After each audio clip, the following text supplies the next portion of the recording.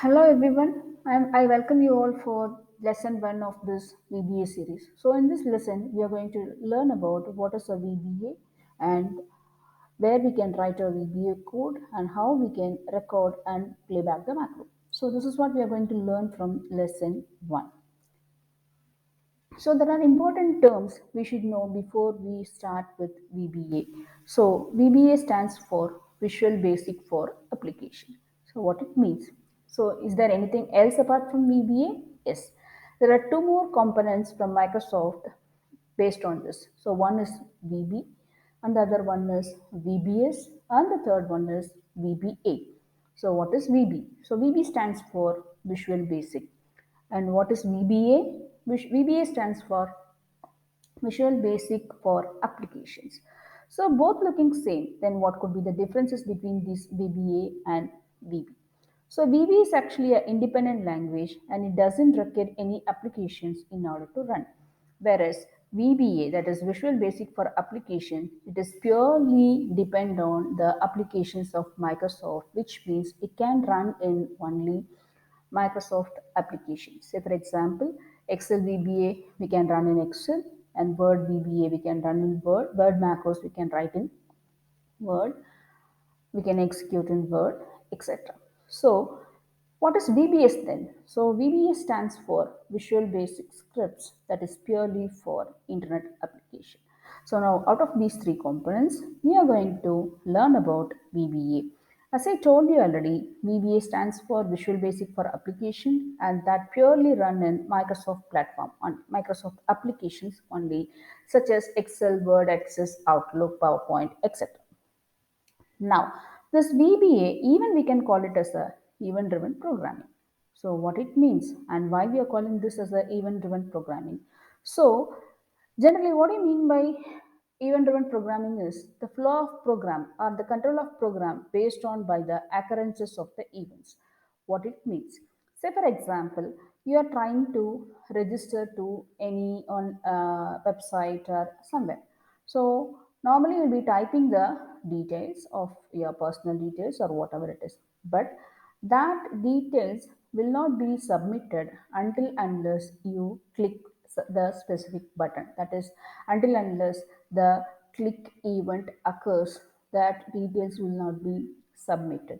So these kinds of programming are actually called event driven programming. So what I'm trying to say is whatever the macro you are preparing, that will not run directly. It has to execute based on the event occurrences. And going forward, I'll explain you what are the different type of events are there and how we can utilize that. Now, what is a macro? Is macro and VBA same? Actually, macro is a piece of programming that will run in Excel environment. And where we are going to write a macro? We are going to write a macro in our VBA editor.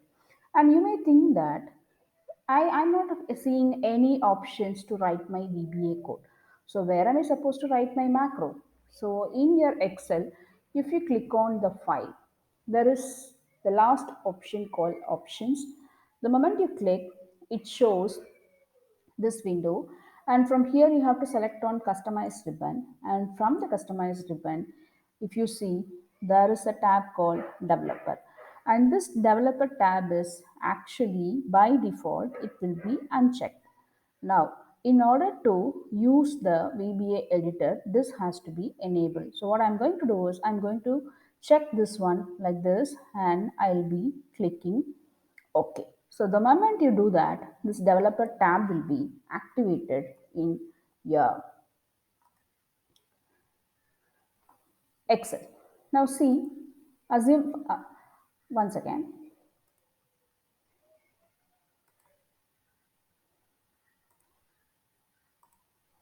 So by default, this is how your Excel looks. See, you will not be seeing your data, your developer tab. After data, you will be able to see review and view tab. Now, how can I include my developer tab over here?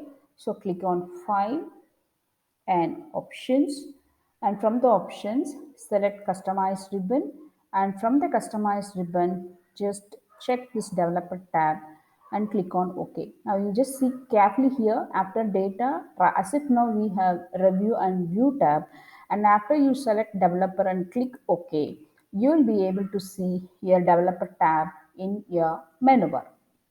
Now, so what this developer tab contains? As I told you already, macros can be written in a macros is a piece of code and it can be written in a VBA editor. So how I'm going to get into VBA editor? Through this developer tab, if you click here, there is an option called Visual Basic, and when you click this, this will take you to the Visual Basic editor. So now this is actually the Visual Basic editor. Here only we'll be creating our macros, and after creating the macro and validating whether it is not having any error, then that can be executed in your Excel environment and you'll be able to see the result. Now, in this lesson, as a first step, I'm just going to tell you how to record a macro and playback. Now, as you all know, a workbook is a collection of worksheet and worksheet is a collection of cells, that is rows and column. Now see here, by default, each and every workbook will have minimum one sheet, and maybe just by clicking this plus, you will be keep adding your new sheets based on your requirement. Now, here, each and everything is called as a cell, and each and every cell will have a name. Then, how they are naming it?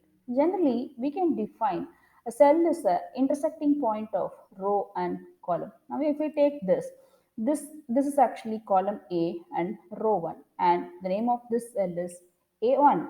And next, if you see, this is column B and the row is 1. So the cell name is B1, except like that, vice versa. Now, why I'm keep telling about these names? Because when you're started writing a program, you will be calling these ranges by their names, and there are some other ways as well. But calling by name is actually a very simple method for the beginners. I hope you understand the name of the cell and what is a workbook and what is a worksheet. Let me repeat.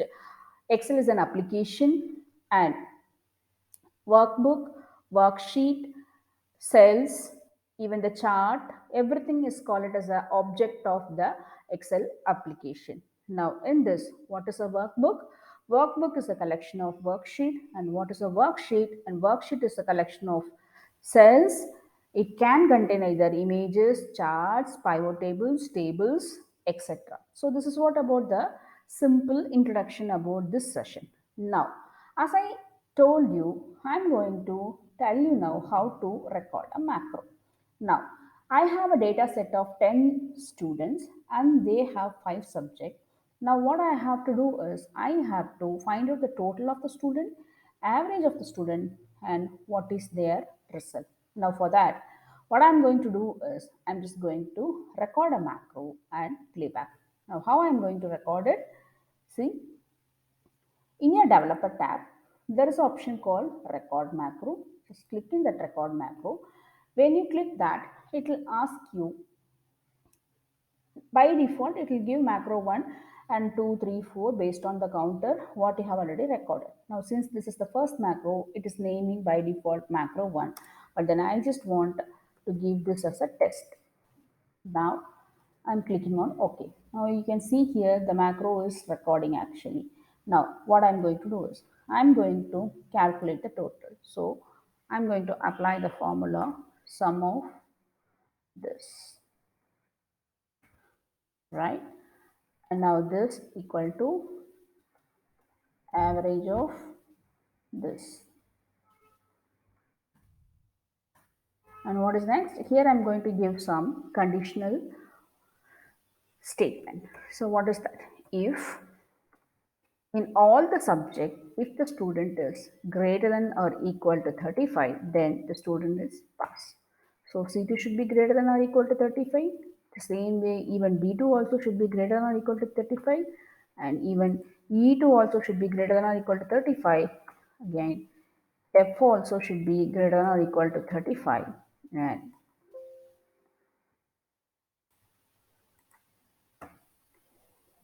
this also should be greater than or equal to 35. If all the subjects are greater than 35, then the result is going to be pass. Else, the result is going to be same.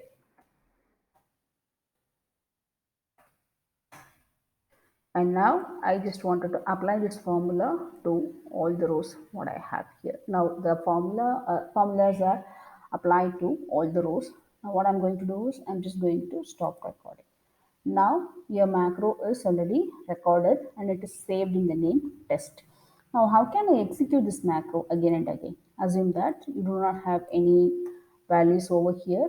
You wanted to run the macro, right? So what I'm going to do is simply I'm going to create some shape, and for that shape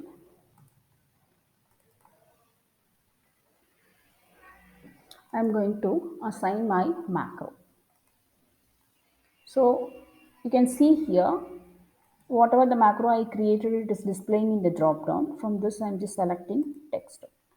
So once this is done, here if you see earlier how we can identify whether for the specific shape or for the specific cell or for the specific chart the macro is assigned. When you are moving your cursor into the specific object, the hand symbol appears. It means there are some macros are assigned into it. Now how can I execute that macro? So just click. Now, I hope you are able to see the macro is executed, whatever we have recorded, the macro is executed and we are seeing the result. Let me execute once again. See, we are getting the result. Maybe after I change my values over here.